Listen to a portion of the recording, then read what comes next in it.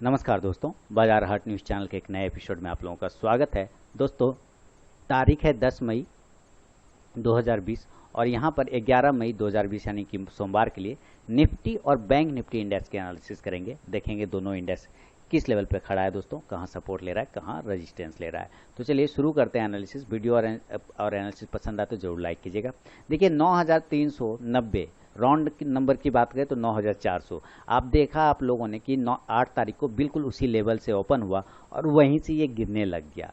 तो वहीं से ओपन होने के बाद जो वहीं से गिर रहा है तो इसका मतलब जो सब रेजिस्टेंस है अभी हमारा वैलिड है 9400 का। ये क्लियर हो गया कि रेजिस्टेंस हमारा वैलिड है। देखिए इसका सपोर्ट जो है ना दोस्तों वो भी वैलिड है। अभी सपोर्ट में भी कोई परेशानी नहीं आया, खराब नहीं हुआ है सपोर्ट, अभी भी वो वैलिड है। और वो कितना है 9110 के आसपास का आपको दिखा रहा होगा। और दूसरा सपोर्ट कितना है 9200 का। 91 और 92 यहाँ हमने लाइन लगा लिया, कोई दिक्कत नहीं। ये दो लाइन लगे, ये सपोर्ट के लाइन है, ठीक है। 9100 और 9200 क्या लाइन है, सपोर्ट का लाइन है। ये तो आप समझदार, आप तो समझ ही रहे हैं।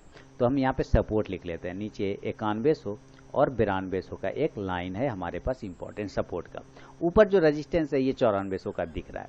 अब अगर कल हमें बाय करना है या सेल करना है, नॉर्मल कंडीशन की बात करूं तो सबसे पहले आप देखिए ये क्लोजिंग, और सबसे पहले ये देखिए लो।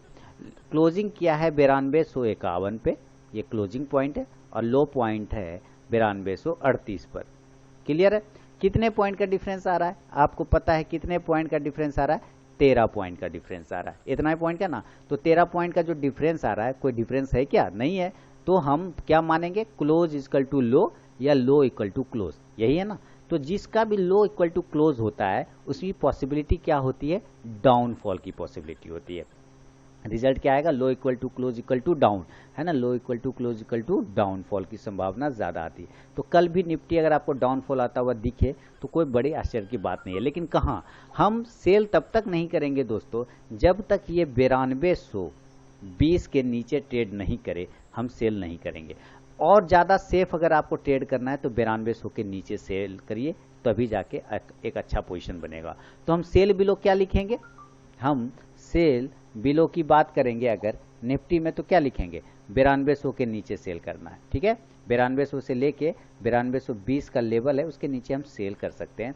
और टारगेट हमारा क्या आएगा, टारगेट क्या आएगा, टारगेट हमारा आएगा 9150 का पहला टारगेट, और दूसरा 9110 का। अभी 9110 कहाँ से आ गया, अभी मैंने बोला आपको यहाँ पे ये सपोर्ट 9110, तो 9110 का टारगेट होगा। पहला 9150 का, दूसरा 9110 का सेल के कंडीशन में, जैसा कि यहाँ पे चार्ट पे आपको दिख रहा है। क्लियर हो गया ये चीज़। अगर हमें सेल करना है तो किस किस लेवल पे सेल करेंगे।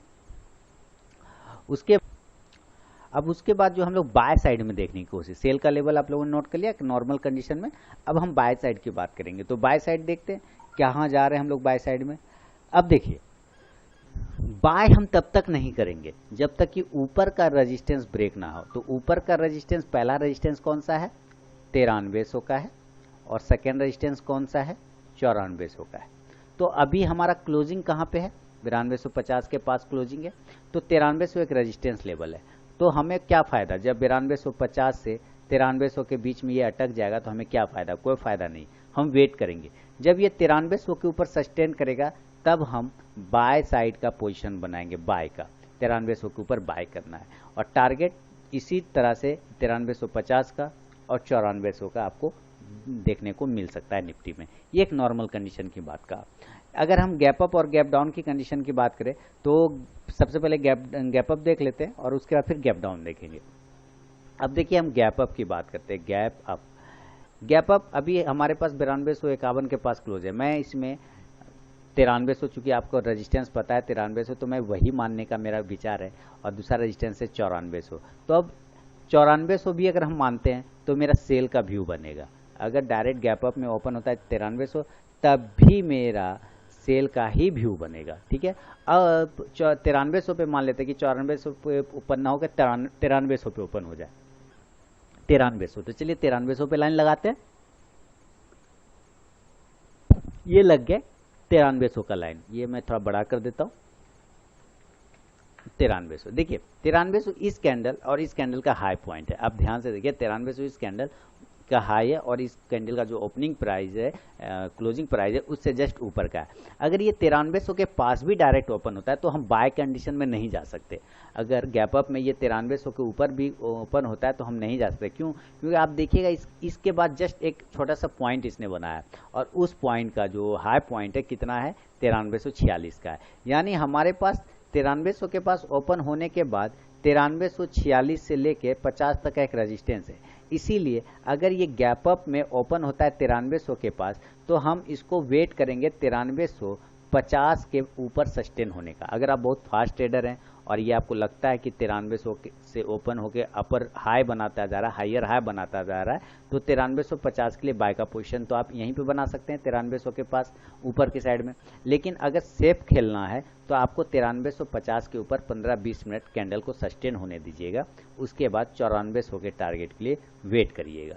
यहाँ पे ये हुआ बाय साइड में। लेकिन सेल साइड की बात कर लें कि अगर ये 9300 पे ओपन होता है और ये नहीं जाता है, ऊपर सस्टेन नहीं करता है और क्लोज कर देता है 9270, 9260, इसका मतलब साफ सुथरा सिग्नल दे रहा है सेल साइड का कि ये प्राइस को होल्ड नहीं कर पा रहा है। रजिस्टेंस जो है 9300 का वो वैलिड है, इसलिए वो नीचे आ रहा है। तो हम 9200 के टारगेट के लिए सेल का पोजीशन बना सकते हैं। एक तरह से ये आपको लेके चलना है गैप अप में। अभी हम अगर गैप डाउन, दोस्तों अपना इंपॉर्टेंट फीडबैक देना बिल्कुल भी ना भूलें। अभी हम लोग अपना गैप अप का चांस तो देख लिया, अब जरा हम लोग गैप डाउन की भी चांस देख लें कि गैप डाउन में क्या हो सकता है। अब देखिए चांसेस तो गैप डाउन के हैं, लेकिन मार्केट सिनेरियो भी देखना पड़ेगा कि open low equal to close है, इसका मतलब चांसेस ज़्यादातर डाउनफॉल का है। तो हम मान के चलते हैं कि ये 9200 पे गैप डाउन ओपन होता है, ठीक है। 92 जैसे 50 पॉइंट ऊपर किया ना 9300 पे, इसी तरह 50 पॉइंट नीचे गैप डाउन कर देते हैं। या दूसरा अगर आपको लेना है तो आप 9150 के पास भी इसको गैप डाउन ओपन कर सकते हैं। ये दोनों ही लेवल आपको बाय के जोन की तरफ ले जाते हैं। क्यों? क्योंकि ये एक इंपॉर्टेंट सपोर्ट है। आप देखिए 9200 और 9150 ये एक इंपॉर्टेंट सपोर्ट जोन है। तो यहाँ पर से स्टॉक आने के बाद ऊपर की साइड में जाता है, ठीक है। तो अगर ये 9200 पे ओपन हो, अगर सबसे पहले हम मान के चलते हैं कि 9100 पे ओपन होता है, 9150 पे ओपन होता है, तो और 9150 के पास ओपन होके ये 9150 को नहीं काटता है नीचे की साइड में, यही इसका लो प्राइस है 9150, ज़्यादा से ज़्यादा 40 का लो बनाता है, मान लेते हैं 9140। लेकिन इसके बाद ये ऊपर चलना शुरू कर देता है, तो इसका मतलब ये 9200 की तरफ आने की कोशिश करेगा, तब हम यहाँ पे बाय का पोजीशन बनाएंगे। यानी अगर ये 9150, 9160 इस तरह से ऊपर की साइड में चलता है तो हम 9200 के टारगेट के लिए बाय का पोजीशन बनाते हैं। और अगर ये डायरेक्ट 9200 पे ही ओपन हो जाता है और उसी तरह ऊपर साइड में 9210, 20, 30 चलता है, तो इसका मतलब ये 9300 के टारगेट के लिए बाय के लिए तैयार हो रहा है गैप डाउन कंडीशन में, नीचे ओपन होने के बाद बाय और सेल के लिए। अगर इसी कंडीशन में मान लेता हूँ ये हो गया बाय और सेल, अगर हम नॉर्मल कंडीशन को देखना कि स्टार्ट करें कि चलिए ठीक है अब गैप अप गैप डाउन नहीं होता है, डायरेक्ट इंट्राडे का चार्ट पे आके देख लेते हैं। नॉर्मल कंडीशन तो आपको बता ही दिया, हम इसका इंट्राडे का अगर चार्ट देखें, अगर बहुत फास्ट ट्रेडिंग करना चाहें तो आप इंट्राडे के चार्ट को देखिए। इंट्राडे के चार्ट पे आप ध्यान दें कि ये जो लाइन मैंने लगा रखी है, आपने देखा ना लाइन, तो इसी लाइन के कमाल देखिए, देखिए यहाँ पे ये सस्टेन करता है कितना बेहतर तरीके से। हमें बाय का पोजीशन, इंट्राडे का चार्ट हमें क्या बता रहा है कि हमें बाय का पोजीशन 9300 के ऊपर बनाना है, बाय का पोजीशन 9300 के ऊपर बनाना है, क्योंकि इसको गिर के ही ये नीचे आया और टारगेट हमारा 9390 का होगा, 9390 का होगा। सेल का पोजीशन कब बनाएंगे? सेल का पोजीशन बनाएंगे इसके नीचे, यानी 9200 के नीचे, 9200 के नीचे सेल का पोजीशन बनाएंगे। टारगेट हमारा कितना आएगा? 9100 का आएगा। ये इसका इंट्राडे का चार्ट बता रहा है। क्लियर हो गया दोस्तों? तो ये हुआ निफ्टी का एनालिसिस। इसके बाद हम लोग जरा बैंक निफ्टी को भी देखेंगे, लेकिन दोस्तों अपना इंपॉर्टेंट फीडबैक देना बिल्कुल भी ना भूलें, आपके कमेंट का इंतजार रहेगा मुझे। तो चलिए बैंक निफ्टी का चार्ट लगाते हैं और देखते हैं बैंक निफ्टी क्या कर रहा है। तो दोस्तों ये बैंक निफ्टी का चार्ट है आपके सामने, डेली का चार्ट है बैंक निफ्टी, और इस बैंक निफ्टी में भी हम सेम वही काम करेंगे। क्या करेंगे? इसके जो इंपॉर्टेंट सपोर्ट जोन है उसको मार्क कर लिया 18,900, कुछ नहीं करना है, मार्क करते जाइए। सपोर्ट जोन हमने मार्क कर लिया 18,900, ज़्यादा खुश नहीं होना, अभी और भी है, ठीक है। उसके बाद दूसरा भी सपोर्ट जोन मार्क करेंगे। अब वो सपोर्ट जोन कहाँ आएगा वो भी दिखाता हूँ। वो सपोर्ट जोन आएगा 19,200 के पास, यहाँ मार्क कर लीजिए। तीसरा भी आपको मार्क करना है, उसके पहले ज़्यादा परेशान नहीं होना है, 19,000 का, ठीक है। ये हमने मार्क कर दिया। अब देखिए तो इसके एक सपोर्ट हो गया 18,900, दूसरा हो गया ये अब 18,900 का हम लोगों ने मार्क किया, दूसरा हो गया 19,050 के आसपास का, और तीसरा हो गया 19,200 के आसपास का। ठीक है, ये 3 सपोर्ट लाइन है नीचे की साइड में। ये बड़ी विक्स जो देख रहे हैं ना, इसके अंदर एक सपोर्ट यहाँ पे बनेगा और एक सपोर्ट यहाँ के आसपास में, क्योंकि यहाँ पर आप देखिए प्रीवियस कैंडल का लो अटक गया आके। ठीक है, तो ये सपोर्ट प्राइस कहलाया जाएगा। तो हमें अगर कल सेल करना है, अगर हमें कल सेल करना है निफ्टी, बैंक निफ्टी को नॉर्मल कंडीशन में, तो हम सेल करेंगे दोस्तों 19,200 के नीचे। ठीक है, कहाँ सेल करेंगे?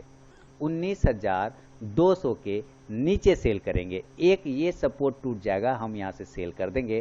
टारगेट हमारा 19,000 का होगा पहला टारगेट, और दूसरा टारगेट 18,900 का होगा। क्लियर हो गया? कोई दिक्कत? यहाँ तक समझ में आ गया?